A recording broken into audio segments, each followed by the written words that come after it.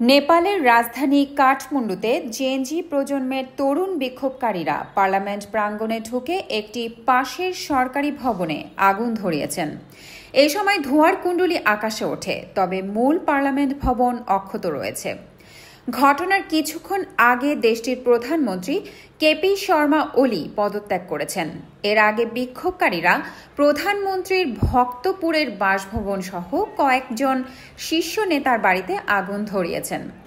প্রত্যক্ষদর্শীরা জানান, হাজারো বিক্ষোভকারী স্লোগান দিতে দিতে পার্লামেন্ট চত্বরে ঢুকে ধূসর ও কালো ধোঁয়ার আচ্ছন্ন ভবনের ভাঙচুর চালিয়েছে। তারা সিংহ দরবার প্রাঙ্গণে পশ্চিম ফটক ভেঙে ভেতরে ঢুকে ফটকেও আগুন ধরিয়েছে।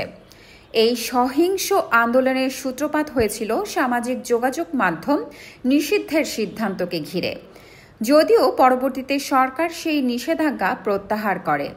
তবুও সরকারের প্রতি জনগণের ক্ষোভ প্রশমিত হয়নি, বরং আন্দোলন আরও তীব্র হয়ে উঠেছে।